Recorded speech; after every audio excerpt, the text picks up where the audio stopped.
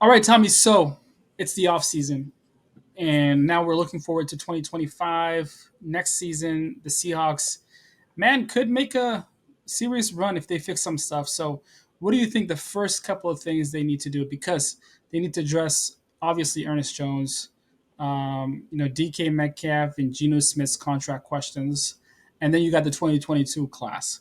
So, what do you think, Tommy? What's going to Well, happen? I first want to start with is get excited. Get excited, Seattle fans, because I think next year could be a very, very fun year. I think, get the first year out of the way, take the bumps, take the bruises, learn, grow from the tough lessons, and I really think next year could be an exciting season for Seattle. If we're looking for positives for not winning the division this year, finishing second place, we don't get the Eagles next year. We don't get the Lions next year.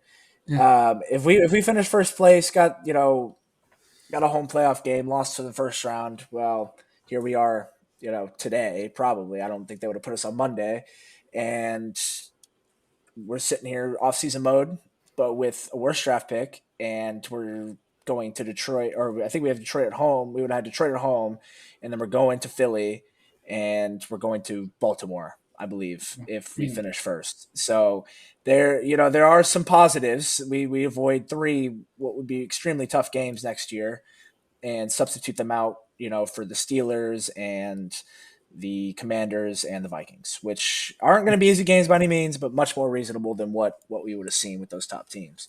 So there's that. But let's just get into what Seattle needs to do this offseason. I mean, Ernest Jones, let's just start there. I mean, we don't even need to get into position specifics. Ernest Jones, saying the name, get it done. Get it done. And I do believe we're going to get it done. You're not making that trade. He definitely made a little bit more money than I think Seattle thought. They were going to have to pay him when they traded for him, but you got to get it done. You don't not trade a fourth round pick and a player for a guy you're going to let walk after half a season. Like, it's time to get it done. He was a great fit for us, very productive, played really well, changed our defense. I do think he transformed our defense a bit, and so we got to get that done. It's got to happen, and so that should be priority A. Um, I would love to see Seattle, address the secondary just a little bit, just slightly corner. More specifically, let's just get the corner. I'd love to see them at a corner, Are you paying Rick Willen? Are you paying Rick Willen? kind of in the top half of. No, I'm not paying Reek. I just think, and it's not even like I like Reek Woolen. I like Reek Woolen, but like, for every good play, he gave us some negatives. I Yeah. mean, and he is a talented corner with traits that you can't find anywhere else in the league. But it's the tackling. I don't think Tariq Woolen has the toughness to play and might be successful in Mike McDonald's scheme. I think he is going to enter the market and get a fat bag, and I think, and I wouldn't, and I think it's so tough. It's so tough because you have to have a replacement lined up. You have to know that you're going to be able to not be running out someone that's significantly worse than Reek Woolen, Yeah. and so I wouldn't pay Reek Woolen yet. Yeah. So because I Mike wouldn't. is looking for like a Marlon Humphrey type of player, like Yes, in your yes, face. yes. I wouldn't pay Reek Woolen yet. I think there's a lot of things we got to figure out there, and with what he will probably command, you have to make sure that it's worth it in Yeah. comparison to the other players you're going to have to pay as well. And Okay. so that was definitely one that I know was going to come up, and I no, I wouldn't. I think we got some good years, but I think we know who he is at this point, and he can get you interceptions, but he can also get beat real good in big moments, and that he just I don't know if that's worth it, with what we had seen throughout his career. Yeah. Is this a good year for a cornerback draft? It's okay. Mhm. It's okay. There's definitely some guys, and I got to dive in deeper, and I really got to dive in. I haven't hit full draft mode yet, but we'll definitely get there soon. And we're gonna dive in, and I'm gonna have a lot of names for you. But as far as right now, it's solid. I'd prefer Seattle to kind of do it in the top half of their draft class. Go Yeah. grab a corner. Um, but I wouldn't say the first or second round. Maybe, and it's also BPA. If a great player falls, you got to take him. You got to take him. Yeah. So, similar to what Seattle's had a lot of success doing in the draft recently is just BPA. You don't need to force it either. You don't need to force it if you need that position, but there's a bit of a drop off. Like, continue to take good players and develop good players, and let the pieces fall as they may and fill in as you need. I mean, that's how I see it. The top half of the draft, or the first or second round, needs to be interior offensive line. It's time for John Schneider to man up and do it. Like Mhm. I know his philosophy. We everyone knows his philosophy now. We all saw it firsthand all season long. We saw it for 17 games this year. We saw what that philosophy looked like, and it's time. It is time to address the interior offensive line and use some capital on the interior offensive line and help everybody out. Um, and there's some good dudes in that first. Jonas Savannah from Arizona, Tyler Booker, Kelvin Banks falls. I don't think Kelvin Banks could be a tackle in the league. I think he's better suited as a guard. So there's that. You can also move Abraham Lucas into guard, which is maybe a shot in the dark, and then draft a tackle. But one way or another, we have got to have a different face in on those guard spots next year for Yeah. sure. So you talked about Ernest Jones. You talked about Rick Woolen. Now let's talk about the other stuff. Let's talk about DK Metcalf, Geno Smith, the 2022 class, K9, Boye Mafe. You got who else? Who else is left? So you got some decisions to Well, make. And you yeah, also I got wanted to like quickly. Draymond Jones and Uchenna Nwosu as well. Yeah, yeah. I actually want to dive into that just a little bit more. Like, some more unrestricted free agents we have are Jaron Reed Oh and Jonathan yeah, Hankins. man, Jeremy, you I got to think get they're him. both gone. Oh I really? think they're Jeremy both Reed's gone. gone. I Okay. think Jaron Reed's going to command more than what Seattle's going to want to do. Oh. Um, and so, like, I brought up a name from Dallas who's got connections to our coaching staff now is Osa Odigizua. Oh I yeah. thought that would be a worthy replacement, but like, also the problem is you bring Jeremy, you want to make sure that you're allowing Byron Murphy to take that next step as well. Hmm. You Yeah. got to trust your early draft pick that he's gonna be able to step up and take that next step in his career and become that true starting force inside as well. Yeah. So I think Jaron Reed is gonna get priced out of here. I don't think they'll bring Hankins back, but yeah, watch for like a Osa Odigizua, like like something like that. Someone has connections to our coaching staff. I think Dallas is going to go through a lot of changes this offseason. They're going to have to make some tough decisions, and so you could capitalize on that. You could Yeah. definitely capitalize on that. And then you've got I want to talk about Trey Brown, who's an unrestricted free agent. I'm willing to bet that Seattle will actually tender Josh Jobe and let Trey Brown walk. Yeah. You I have I to. I, I think they're going to tender Job, and I think they're going to let Trey Brown walk. I think Joe's back. I think Brown's out. Another, I think Farrell Brown. I think he's out. I think he's gone. There's Yeah. no way. Like, we brought him in to be a run blocker. We can't run the ball. Like, Yeah. what are we doing here? Stone Forsyth gone. I think he's out. A couple other names: Artie Burns, Travis Gibson. I think they're both out of here. Kavon Wallace out of here. Laken Tomlinson's a name though.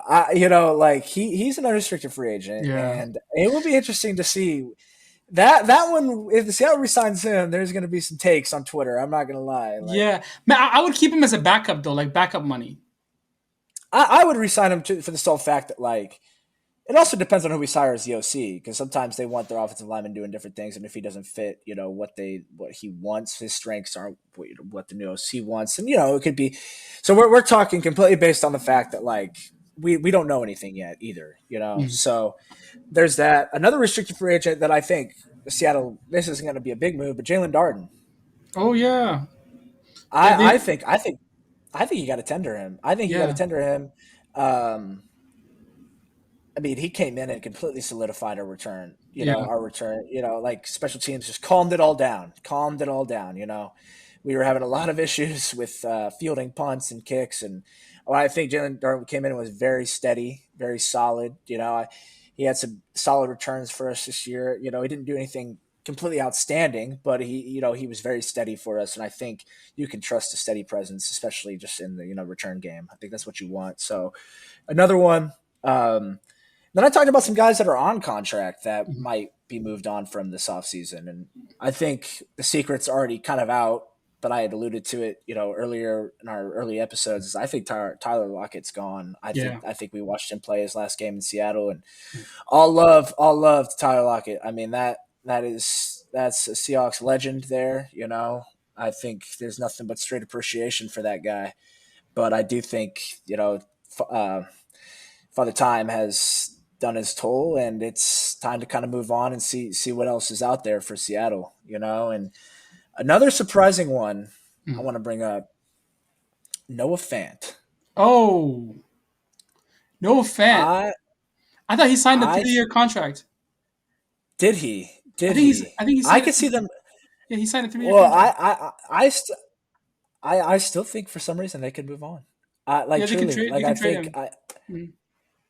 I think they might move on. And then DK, I think DK's back. I think DK's back. I think here we are again 3 years later, and we're talking about DK Metcalf leaving Seattle. I just don't think that's going to be the case again.